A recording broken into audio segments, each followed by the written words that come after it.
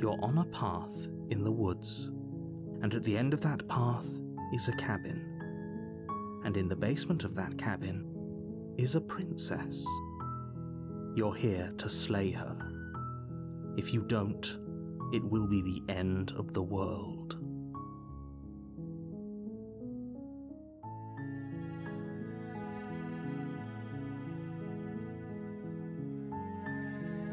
Does it?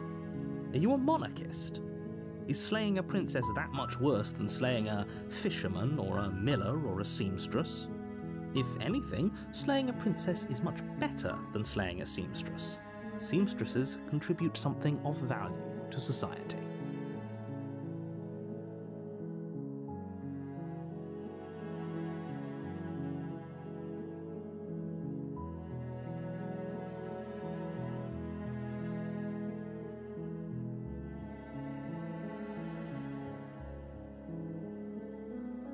I'm talking about the end of everything as we know it. No more birds, no more trees, and perhaps most problematically of all, no more people. You have to put an end to her.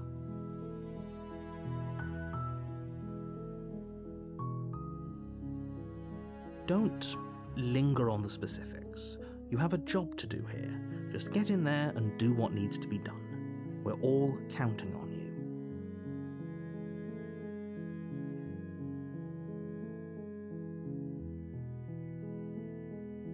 Look, you're already on the path that leads to the cabin.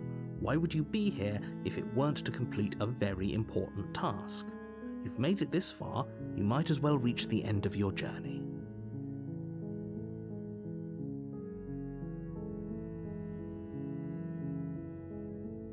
While I appreciate the mental exercise, we are running up against a bit of a ticking clock. Nevertheless, let me assure you, the princess is locked up because she's dangerous. She is not dangerous because she's locked up. And before you decide to waste even more of our time by asking how I know that, let me suggest a more pragmatic lens through which to view this situation. Causality doesn't matter here, because the end result is the same no matter what led us up to this point. If the princess leaves the cabin, the world will end, and there is no changing that. It's no use arguing semantics over a metaphorical chicken or egg, because the egg is hatched and it's about to ruin everything. Unless, of course, you do your job and slay her.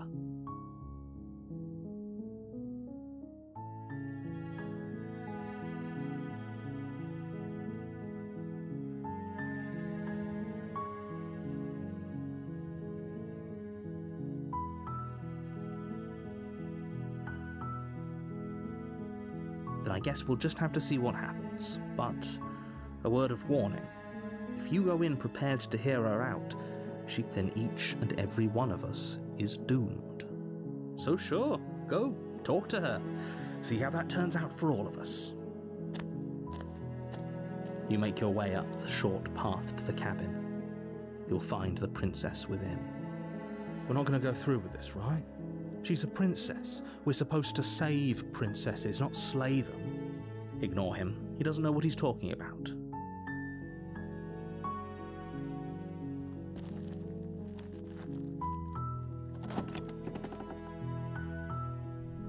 The interior of the cabin is almost entirely bare. The air is stale and musty, and the floor and walls are painted in a fine layer of dust. The only furniture of note is a plain wooden table. Perched on that table is a pristine blade. The blade is your implement. You'll need it if you want to do this right. You take the blade from the table. It'd be rather difficult to slay the princess and save the world without it.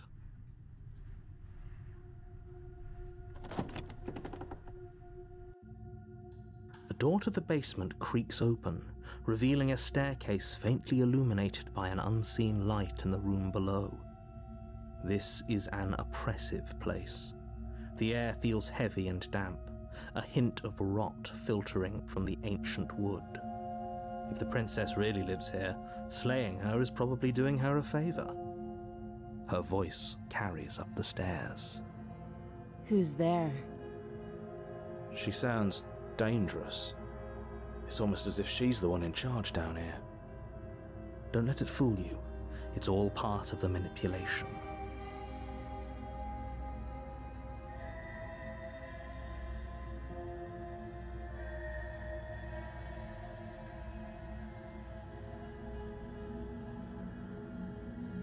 Oh, it's been so long since anyone's come down here.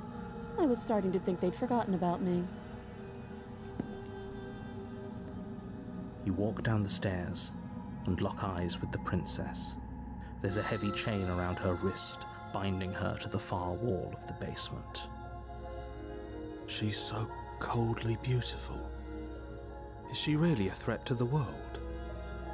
Focus on the task at hand. And there you are. Are you here to kill me or something?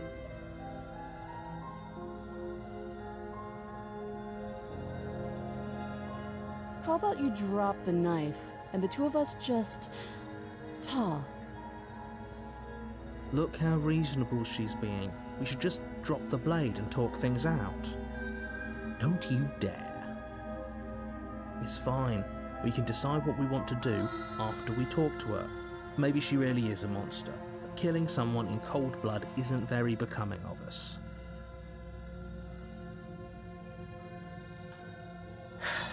The blade tumbles out of your trembling hands and drops to the floor with an unceremonious clang.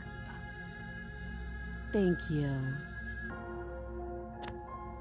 Against your better judgment, you step forward to speak with the princess face to face, unarmed. We'll be fine. I don't know what you're hoping to accomplish here, but I can assure you there's no reasoning with her. Just make sure you don't forget about the blade on the floor. You're going to need it. So here we are. What an awkward start to a relationship.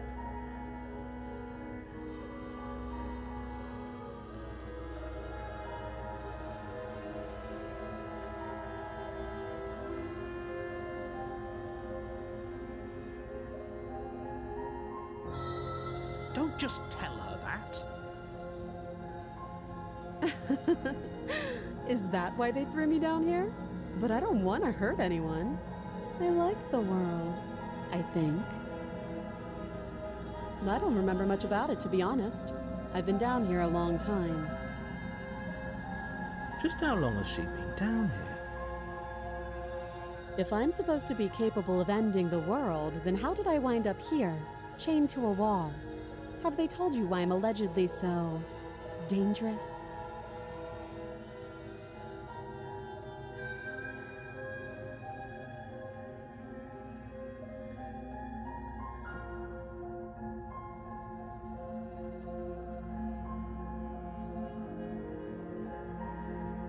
Princess hesitates before responding.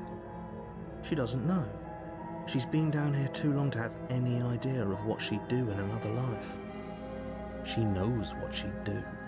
She's just searching for whatever answer she thinks you want to hear. I don't think I can answer that question in a way you'd find meaningful. At the end of the day, whatever the two of us have going on down here is about trust. Whoever sent you to slay me claimed I was a threat to the world, but they didn't tell you why. That doesn't sound right to me. And I don't think it sounds right to you either. Otherwise, we'd be killing each other instead of talking. She has a point. There's a reason I've been telling you to question the situation, and there's a reason you've listened. So, I could tell you that I'd lead a quiet life in the woods, or that I'd open an orphanage, or that I'd do any other number of good things that I'm sure you think you want to hear. But you don't really know me, do you? What can my word possibly be worth in a situation like this? She's right about one thing. Her word isn't worth anything. Like I said, it's all about trust. Blind trust. So do you trust me, the prisoner, the victim, the princess clearly incapable of ending the world? Or do you trust whoever put me here? She's wrong. This isn't about trust. This is about risk. we stand to lose everything, all for the sake of one person, and a subjugating monarch no less.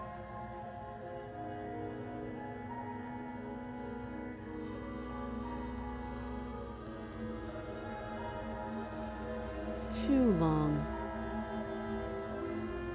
Again, she offers no specifics. No matter how hard you try, you'll never get a straight answer out of her.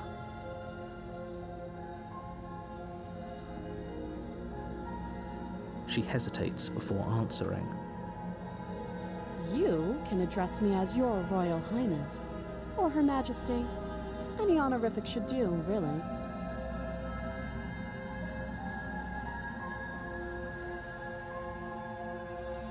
Oh, have you decided what to do with me? You know why you're here.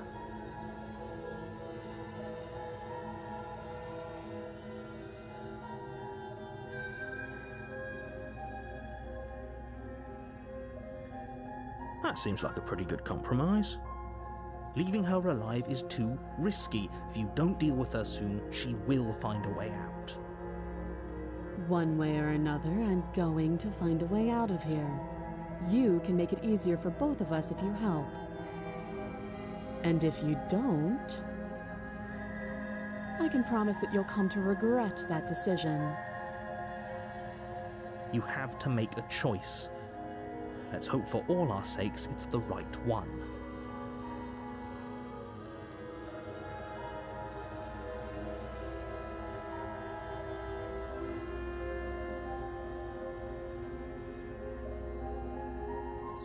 You charge the princess, blade trembling in your hand, but you've already lost the battle. She casually sidesteps your thrust before knocking you to the ground with a single blow from her elbow. We shouldn't have hesitated. But she doesn't stop there.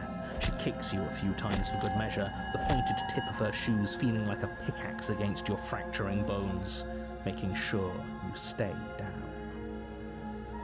As you lie, crushed and broken on the basement floor, the princess kneels on your throat with the kind of weight you didn't think her slight frame could possibly possess.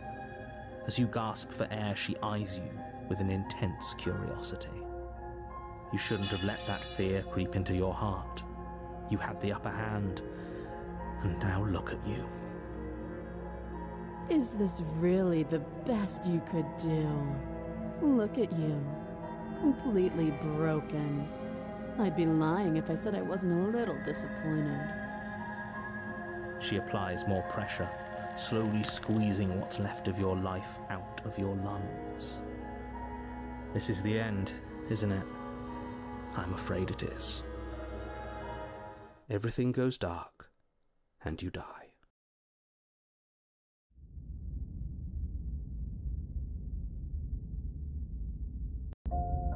You're on a path in the woods, and at the end of that path is a cabin. And in the basement of that cabin is a princess. You're here to slay her. If you don't, it will be the end of the world.